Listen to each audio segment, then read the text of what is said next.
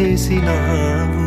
నీ గొప్ప ప్రేమ మా పైన చూపి కంటి పాపలా కాచినావయ్యా.